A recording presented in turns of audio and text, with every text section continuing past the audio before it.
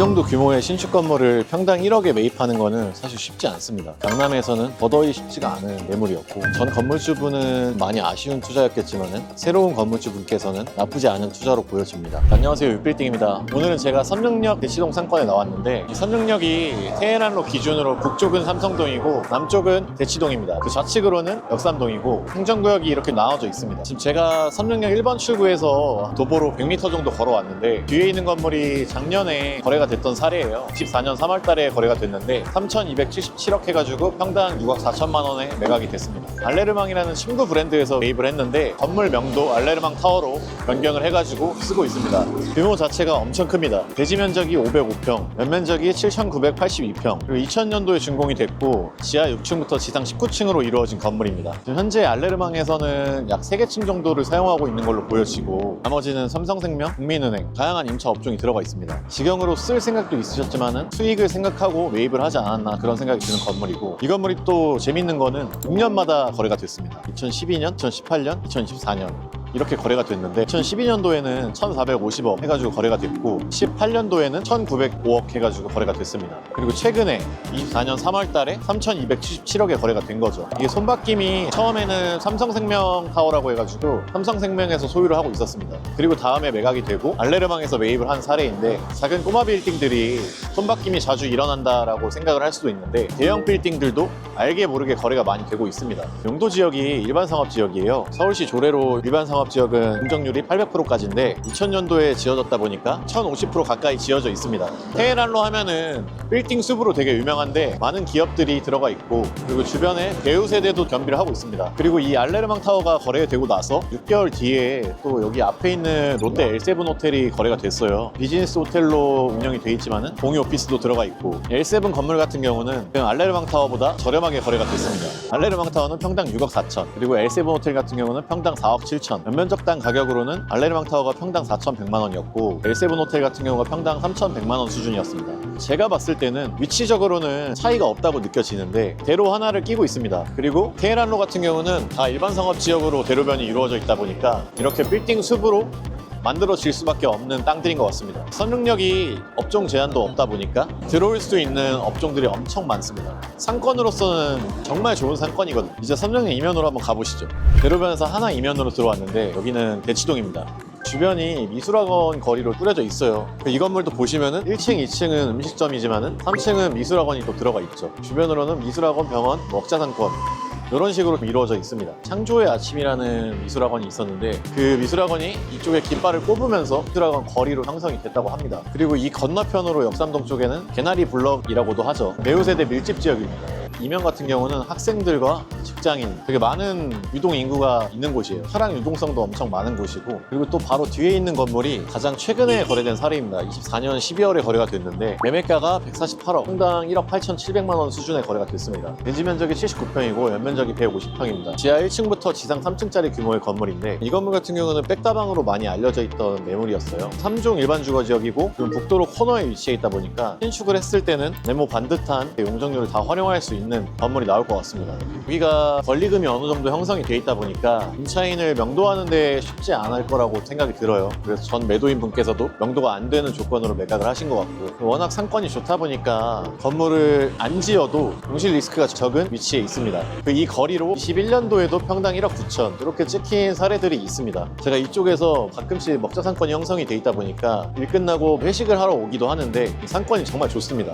뒤에 있는 건물이 24년 3월 달에 거래된 사례인데, 아까 백다방 건물과 같은 도로에 위치해 있습니다. 매매가 312억, 평당가로 따졌을 땐 평당 2억 700만 원 수준의 거래가 됐는데, 이 건물이 좀 더 비싸게 거래가 된 거는 건물이 지어져 있기 때문에 좀 그렇게 거래가 되지 않았나 싶습니다. 92년도 준공이 났지만은 지하 2층부터 지상 6층 규모의 건물입니다. 용적률도 3종 일반 주거지역 250%보다 43% 정도 이득을 봐가지고 293%까지 용적률을 받은 건물입니다. 그렇다 보니까 이 매입하신 분이 만약에 이 건물을 추후에 임차인들을 명도시키고 신축행위를 하진 않으실 것 같고 리모델링을 할 것 같습니다. 여기가 선릉역에서 메인 먹자거리이기 때문에 그걸 보고 이 거리에서 최고 평당가로 매입을 하지 않으셨나, 그런 생각이 들고, 그러니까 말씀드렸다시피 이 앞으로는 상업지다 보니까 유흥업소나 오피스텔도 많이 들어가 있고, 그리고 배우 세대도 품고 있는 위치다 보니까 평일 낮에는 정말 회사원분들이랑 학생들로 가득 차 있지만은 저녁에는 또 회사원분들이나 타 지역에서 넘어오신 분들이 또 여기 유흥상권을 활발하게 만들어주고 있습니다. 점심시간에는 웬만한 곳에 가면은 다 웨이팅을 해야 됩니다. 또 이 뒷블럭으로는 빌라가 많기 때문에 다음으로 한번 가보시죠.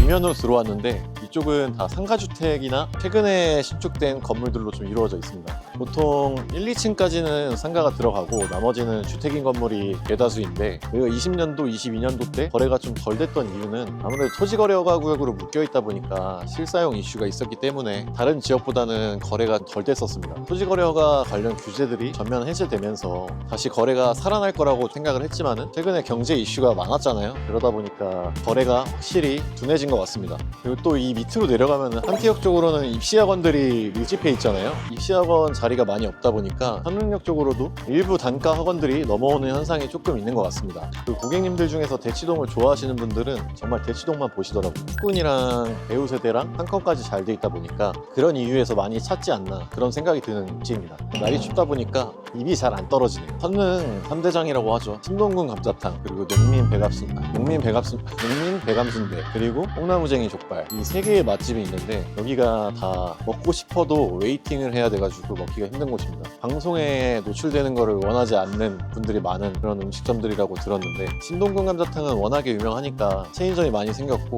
그리고 순댓국집도 체인점이 생겼고, 뽕나무쟁이 족발, 뽕족도 체인점이 생겼습니다. 선릉 본점이기 때문에 찾아서 먹으러 오시는 분들도 많다고 합니다. 뽕족은 제가 먹은 족발 중에서 가장 맛있었던 족발이기 때문에 아직까지 찾아서 먹는 그런 음식입니다. 뽕족 같은 경우는 선릉 본점도 확장을 했지만은 방이동에 건물을 매입하셔가지고 통으로 뽕족 건물을 세우셨더라고요. 그래서 저는 거기를 보고 느꼈던 게, 아, 요식업도 이렇게 음식점으로 사옥처럼 사용을 할 수 있구나 라는 걸 느꼈습니다. 선릉에 나오실 일이 있다고 하면은 제가 말씀드린 뽕족은 한번 먹어보시는 것을 추천드립니다. 뒤에 보이시는 건물이 24년 7월 달에 114억 4천만 원에 거래된 사례입니다. 평당 1억 1,500만 원 수준에 거래가 됐고, 지하 없이 지상 5층 규모의 건물입니다. 이 건물이 현재 리모델링이 돼가지고 구춘치킨이 들어왔습니다. 이게 대로변에서 한 4면 정도 되는 위치에 있는데 2층까지 사용을 하고 들어왔습니다. 리모델링 공사는 공용부나 외벽 정도만 수선을 한 것 같습니다. 여기가 지금 용도지역이 2중 일반 주거지역인데 용적률이 250%를 받았습니다. 그래서 50%를 이득을 본 건물이기 때문에 리모델링 공사를 하신 것 같고, 대지 면적이 99평이고 연면적이 247평입니다. 지하가 없는데도 불구하고 연면적이 꽤나 되는 건물이다 보니까 굳이 신축 공사를 해가지고 지하층까지 파서 공사비를 많이 쓰시는 것보다는 리모델링 쪽으로 선택을 한 것 같습니다. 이 건물이 또 21년도에 매입을 하셨던 분이 103억 주고 매입을 했었어요. 근데 24년도에 매각을 하셨는데 114억 4천만 원에 매각을 하신 거죠. 보유하신 기간이 그래도 약 3년이라는 기간인데 114억 4천만 원에 매각을 하신 거는 정말 원가 수준의 거래이지 않았나 그런 생각이 드는 건물입니다. 이 옆골목에 또 신축 건물이 원가 수준의 거래가 된 사례가 하나 더 있습니다. 그것도 한번 보러 가시죠. 골목 안쪽으로 많이 들어왔습니다. 24년도 8월 달에 거래된 사례인데 신축 건물인데 평당 1억에 거래된 사례입니다. 매매가는 76억 5천만 원이었고 2종 일반 주거지역이고 지하 1층, 지상 5층, 23년도 10월에 준공이 났던 건물이었습니다. 이 매물이 처음에 나왔을 때 되게 핫했던 매물입니다. 근데 금액이 조금 더 내려오면서 거래가 됐던 사례인 것 같고, 실사용을 하실 분이 매입을 하신 것 같고 현재는 공실 없이 사용 중인 것 같습니다. 전에 건물주분이 22년도에 48억에 매입을 하셔가지고 신축을 해가지고 76억 5천만 원에 매각을 한 사례인데,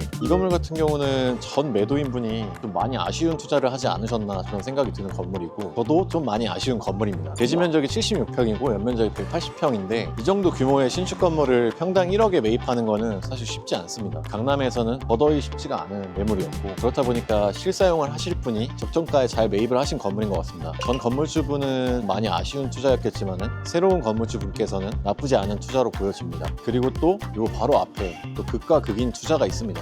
지금 뒤에 있는 건물이 제가 아까 말씀드렸던 좀 극과 극인 사례라고 말씀을 드리는 건물인데, 이 건물 같은 경우는 23년도 12월에 거래가 됐습니다. 매매가는 105억이었고 평당 1억 4,800만 원 수준에 거래가 됐습니다. 21년도에 준공이 났던 신축 건물이었고 지하 1층에서 지상 5층 규모의 건물입니다. 2종 일반 주거지역에 위치해 있고, 도로 여건이 사실 전에 있던 건물보다는 훨씬 여건이 좋긴 하지만은 입지상으로는 도보로 1분 거리에 위치했기 때문에 인접 거리에 위치했어도 도로 여건이 얼마나 중요한지를 보여주는 사례인 것 같습니다. 3면 코너로 이루어져 있다 보니까 1층을 아예 필로 3km 주차 공간을 많이 확보한 건물입니다. 강남에는 주차가 많이 되는 건물이 정말 없습니다. 그렇다 보니까 이렇게 주차 공간을 많이 확보한 건물을 사옥으로 쓰고 싶어서 매입을 하시는 경우가 많이 있는데, 이 건물을 매입하신 분도 아주 유명한 업체더라고요. 안다르라는 의류 브랜드에서 매입을 했고, 이 매도인분께서는 리스백을 하는 조건으로 매각을 하신 걸로 알고 있습니다. 그리고 이 전 건물주분은 20년도 6월에 39억 8천만 원에 매입을 하셨어요. 한참 빌딩 시장이 좋아질 때 매입을 하셔가지고 105억에 매각을 하신 거죠. 105억보다 좀 더 높은 가격으로 매물로 시장에 나와 있었는데 어느 정도 협의를 보고 매각을 하신 것 같습니다. 그래도 39억 8천만 원에서 105억 정도에 매각을 했다라고 하면은 정말 잘한 투자라고 생각이 듭니다. 그래도 어느 정도 건축비가 들어갔다고는 하지만은 부대 비용을 다 제외해도 재미있는 투자를 하시지 않았나 그런 생각이 드는 건물입니다. 전 건물주분이 정말 너무 부럽습니다. 상능력 상권이 되게 크다 보니까 한 번에 담기에는 무리가 있는 것 같습니다. 요즘은 좀 날이 풀려가지고 저번보다는 덜 추운데, 그래도 아직까지 독감이 유행을 하고 있다고 하니까 건강 유의하시고 오늘도 시청해주셔서 감사합니다. 구독과 좋아요는 제 컨텐츠 제작에 힘이 됩니다.